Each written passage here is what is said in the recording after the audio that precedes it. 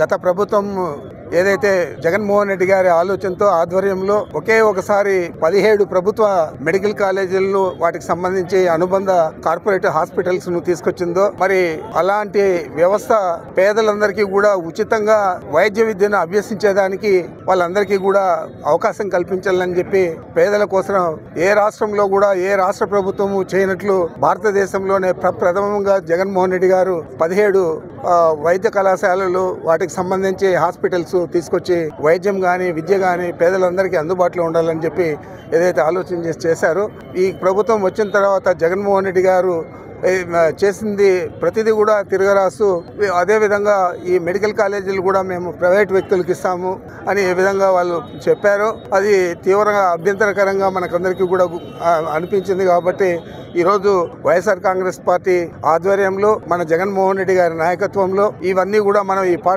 Medical కాలేజీలన్నీ కూడా వైద్య విద్య పేదలకు అందుబాటులో ఉండాలి. కాబట్టి దీన్ని ప్రైవేటైజ్ చేయకూడదు, ప్రైవేట్ వ్యక్తులకు ఇవ్వకూడదు అని చెప్పి మనం ఈరోజు కోటి సంతకాల ఉద్యమానికి గత 2 నెలలకు ముందే నాంది పలికాం. అది ధర్మల ఈ రోజు పూర్తయి మనం ప్రతి నియోజకవర్గం నుంచి కూడా ఈరోజు జిల్లా కార్యాలయానికి మన ఏదైతే దస్తూరీలు చేశారో సంతకాలు పెట్టారో అవన్నీ కూడా తీసుకెళ్లి అక్కడ అప్పచెప్పే కార్యక్రమం ఈరోజు చేస్తా ఉన్నాం. మరి మీ అందరికీ తెలుసు ఈరోజు విశాఖపట్నంలో ఏ విధంగా 90 పైసలకే 50 కోట్లు 100 కోట్లు విలువ చేసే భూములన్నీ కూడా అప్పచెప్తా ఉన్నారు. ఈ మెడికల్ కాలేజీలు కూడా కేవలం డబ్బుల దాహంతో చంద్రబాబు నాయుడు వారి కుమారుడు వారి మంత్రివర్గంలో ఉండే సభ్యులు డబ్బుల దాహంతో ఇవి అమ్ముకోవాలా సొమ్ము చేసుకోవాలా అని చెప్పి కేవలం ఈ రాబోయే రోజుల్లో మనం చూస్తాం. కేవలం రూపాయికి 2 రూపాయలకి ఇచ్చే పరిస్థితి ఏదే విధంగా అయితే 100 కోట్లు చేసే భూములకు ఉన్నాయో ఆ విధంగానే ఇవి కేవలం పప్పు బెల్లాలకు అమ్మేసే పరిస్థితి 17 మెడికల్ కాలేజీలు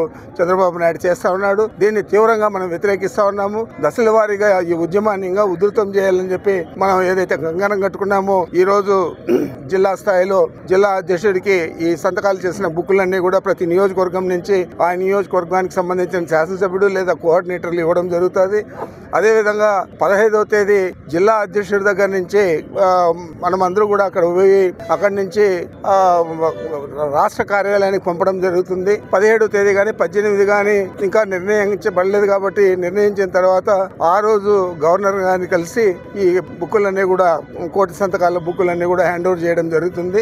ఇది మొదటి అధ్యాయం మాత్రమే ఈ ఉద్యమంలో. ఇంకా దీన్ని ఎక్కువ తీవ్రతరం చేసి ఏ పరిస్థితుల్లో కూడా ప్రైవేట్ పరం చేయకూడదు. ఈ 17 మెడికల్ కాలేజీలు ఏ పరిస్థితుల్లో కూడా పేదలందరినీ కూడా ఉచిత వైద్య విద్యకు దూరం చేయకూడదు. అదే వైఎస్ఆర్ కాంగ్రెస్ పార్టీ లక్ష్యంగా మనము మన నాయకుడు జగన్మోహన్ రెడ్డి గారు పనిచేస్తా ఉన్నాం. తప్పకుండా ప్రజలందరూ కూడా దీనికి సహకరిస్తారని చెప్పి నేను భావిస్తా ఉన్నాను.